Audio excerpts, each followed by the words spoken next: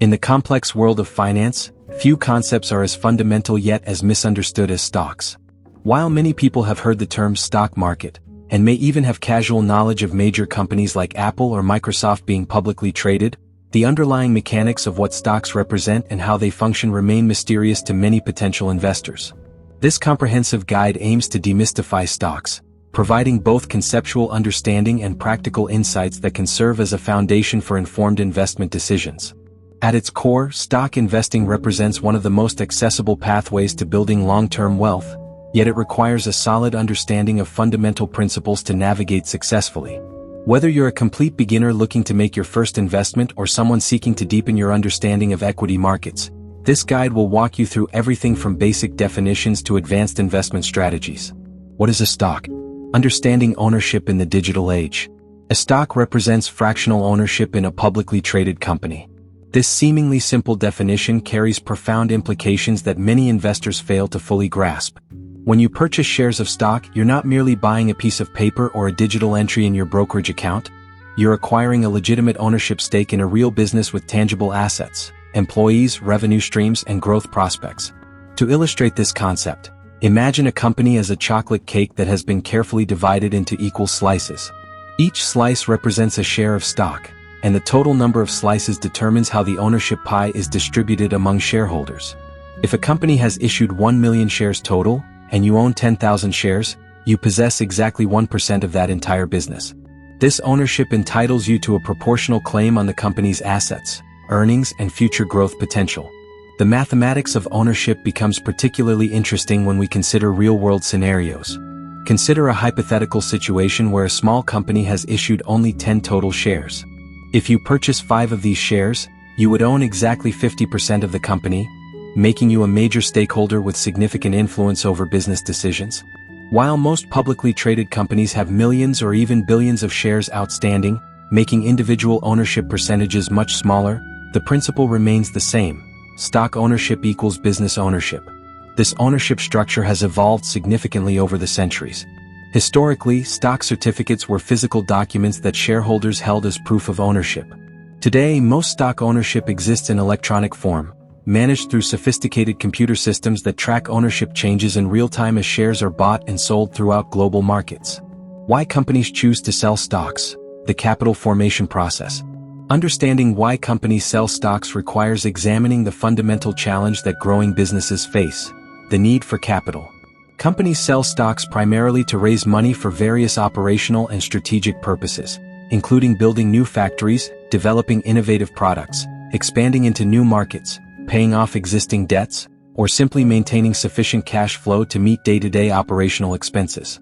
This process of raising capital through stock sales offers a compelling alternative to traditional debt financing. When a company borrows money from a bank or issues bonds, it creates a legal obligation to repay the borrowed amount plus interest according to predetermined terms. This debt service requirement can strain a company's cash flow, particularly during challenging economic periods or when the business experiences temporary setbacks. Stock financing operates on an entirely different principle. When investors purchase shares, they provide capital to the company in exchange for ownership stakes, but the company has no obligation to repay this money. Instead, investors benefit when the company grows and becomes more valuable over time, increasing the worth of their ownership stakes. This arrangement creates a powerful alignment of interests. Investors want the company to succeed because success increases their wealth, while companies benefit from having committed stakeholders who are invested in long-term success rather than demanding immediate repayment. The flexibility provided by equity financing cannot be overstated. Companies can use this capital strategically, investing in growth opportunities when they arise without worrying about making fixed debt payments that might compromise their financial stability. This flexibility often enables companies to pursue more ambitious growth strategies, invest in research and development, or weather economic downturns more effectively than heavily indebted competitors. To make these abstract concepts more concrete, let's examine a detailed example featuring Maya, an entrepreneur with dreams of launching a sneaker retail business called Fresh Kicks. Maya has managed to save $50,000 from her previous job, but her business plan indicates she needs $100,000 to properly launch her venture. This additional $50,000 would cover inventory purchases, store lease deposits, employee wages, marketing expenses, and other essential startup costs. Maya faces several financing options. She could attempt to secure a bank loan for the additional $50,000, but this would require monthly payments plus interest, creating immediate cash flow pressure on her new business. Alternatively, she could seek out investors willing to purchase ownership stakes in her company. Maya chooses the equity route, deciding to structure her business with 10 equal shares. She keeps 5 shares for herself, representing 50% ownership, and offers the remaining 5 shares for sale at $10,000 each. This valuation implies that investors believe the entire business is worth $100,000 at launch. A reasonable assessment given Maya's $50,000 investment plus the additional $50,000 needed. Jordan, a local investor who believes in Maya's business concept and retail expertise, decides to purchase 1 share for $10,000. This transaction gives Jordan exactly 10% ownership in Fresh Kicks, along with all the rights and risks that accompany that ownership stake. The beauty of this arrangement becomes apparent when we consider various outcome scenarios. If Maya's business proves successful and grows from its initial $100,000 value to $300,000 over several years, Jordan's 10% ownership stake would proportionally increase in value from $10,000 to $30,000. This represents a 200% return on Jordan's initial investment, demonstrating the wealth-building potential of successful equity investments. Conversely, if Fresh Kicks struggles and the business value declines to $80,000, Jordan's 10% stake would be worth only $8,000, representing a $2,000 loss on the original investment. This downside risk illustrates why stock investing requires careful analysis and risk management. Ownership stakes can decrease in value just as easily as they can increase. While capital appreciation represents one way stockholders can benefit from their investments, dividends provide another important avenue for generating returns. Dividends represent direct cash payments that companies make to shareholders, typically distributed quarterly, as a way of sharing profits with the owners of the business. Not all companies pay dividends, and the decision to distribute cash to shareholders versus reinvesting profits back into business growth represents a strategic choice that management teams must carefully consider. Younger, fast-growing companies often retain all their profits to fund expansion, believing they can generate higher returns by reinvesting in their business rather than distributing cash to shareholders. Mature, established companies with fewer high-return growth opportunities are more likely to pay dividends as a way of returning excess cash to shareholders. Dividend payments create a different investment dynamic than pure capital appreciation plays. Investors who prioritize current income, such as retirees seeking steady cash flow, often gravitate toward dividend-paying stocks. These investments can provide predictable income streams while still offering potential for capital appreciation over time. The dividend yield, calculated by dividing annual dividend payments by the stock's current price, provides a useful metric for evaluating income-generating potential. A stock trading at $100 per share that pays $4 in annual dividends would have a 4% dividend yield, which investors can compare to yields available from bonds, savings accounts, or other income-generating investments. Stock exchanges, the infrastructure of modern capital markets. Stock exchanges serve as organized marketplaces where buyers and sellers can efficiently trade shares of publicly listed companies.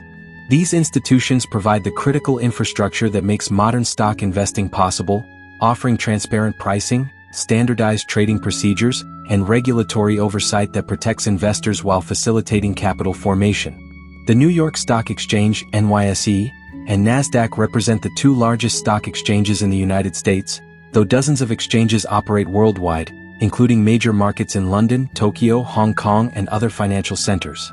Each exchange has its own listing requirements, trading rules, and regulatory framework, but all serve the fundamental purpose of bringing together buyers and sellers in an organized, transparent manner. Modern technology has revolutionized stock trading, transforming what was once a physical process requiring traders to meet on exchange floors into a largely electronic system accessible through smartphone apps and online platforms. This technological evolution has democratized stock investing, making it possible for individual investors to buy and sell shares instantly from anywhere with an internet connection. The process of going public represents a major milestone for growing companies. When a privately held company decides to list its shares on a stock exchange, it makes those shares available for purchase by the general public for the first time. This initial public offering (IPO) process involves extensive regulatory disclosure, financial auditing, and legal documentation designed to provide potential investors with comprehensive information about the company's business, financial condition, and risk factors. Common stock versus preferred stock. Understanding different classes of ownership. Not all stocks are created equal, and understanding the distinction between common and preferred shares is crucial for making informed investment decisions. These two categories of stock represent different types of ownership claims with distinct rights, risks, and return characteristics. Common stock represents the most prevalent form of equity ownership that most individual investors encounter. Common shareholders enjoy voting rights in company elections, typically following a one-share equals one-vote principle that allows them to participate in major corporate decisions such as selecting board members or approving significant business transactions. These voting rights give common shareholders a voice in corporate governance proportional to their ownership stakes. From a financial perspective, common stockholders have unlimited upside potential. If a company grows and becomes highly successful, common stock can appreciate dramatically in value, generating substantial returns for patient investors. However, this growth potential comes with increased risk. Common stockholders stand last in line for asset recovery if a company declares bankruptcy, meaning they may recover nothing if the business fails and debts exceed asset values. Preferred stock offers a different risk-return profile that appeals to more conservative investors seeking predictable income with reduced volatility. Preferred shareholders typically give up voting rights in exchange for priority treatment in dividend payments and asset distribution during bankruptcy proceedings. Preferred dividends are usually fixed amounts that companies must pay before distributing any dividends to common shareholders. This priority treatment makes preferred stock somewhat safer than common stock, but it also typically limits upside potential. Preferred shares often trade within relatively narrow price ranges, providing steady income through dividend payments while offering limited capital appreciation potential compared to common shares of successful companies. The characteristics of preferred stock position it as a hybrid security that combines elements of both stocks and bonds. Like bonds, preferred shares offer predictable income payments and priority over common equity holders. Like stocks, preferred shares represent ownership stakes in companies and typically have no maturity date requiring repayment of principal. The investment case for stocks: historical performance and risk considerations. Stocks have historically provided superior long-term returns compared to other major asset classes, making them attractive investment vehicles for building wealth over extended periods. Historical data suggests that diversified stock portfolios have generated average annual returns of approximately 7 to 10% over long-term periods, significantly outpacing the 1 to 2% interest rates typically offered by savings accounts or certificates of deposit. These higher returns reflect the additional risks that stock investors accept compared to holders of government bonds or bank deposits. Stock prices can fluctuate dramatically over short periods, influenced by company-specific developments, industry trends, economic conditions, geopolitical events, and investor sentiment. This volatility creates the possibility of significant losses over short time horizons, even for fundamentally sound companies. The relationship between risk and return represents one of the most fundamental concepts in finance. Investors demand higher expected returns to compensate for accepting additional risk, which explains why stocks typically outperform safer investments over long periods. However, this relationship also implies that investors must be prepared to accept short-term volatility and potential losses in pursuit of higher long-term returns. Understanding your personal risk tolerance and investment timeline is crucial for determining appropriate stock allocations within your overall investment portfolio. Younger investors with decades until retirement can typically afford to accept more volatility in pursuit of higher returns, while investors approaching or in retirement may prefer more stable, income-generating investments that preserve capital while providing current income. Investment approaches: long-term investing versus trading strategies. Stock market participants employ various strategies ranging from long-term buy-and-hold investing to short-term trading approaches. Each strategy involves different time horizons, risk profiles, analytical methods, and skill requirements. Long-term investing involves purchasing shares of companies with strong business fundamentals and holding those investments for years or decades, allowing the power of compound growth to build wealth gradually over time. This approach requires patience and discipline to maintain positions through market volatility while focusing on the underlying business performance rather than short-term stock price movements. Successful long-term investors typically conduct thorough research to identify companies with sustainable competitive advantages, strong management teams, growing markets, and reasonable valuations. They understand that stock prices may fluctuate significantly over short periods but tend to reflect business fundamentals over longer time horizons. Trading strategies involve more frequent buying and selling based on technical analysis, market sentiment, news events, or other short-term factors that may influence stock prices. Day traders may hold positions for minutes or hours, while swing traders might maintain positions for days or weeks. These approaches require different skills than long-term investing, including technical analysis capabilities, risk management expertise, and the emotional discipline to execute predetermined trading plans. Trading can be profitable for skilled practitioners, but it also involves higher transaction costs, tax implications from frequent trading, and requires significant time commitments to monitor markets and manage positions actively. Most academic research suggests that the majority of active traders underperform simple buy-and-hold strategies over long periods after accounting for transaction costs and taxes. Risk management and diversification principles.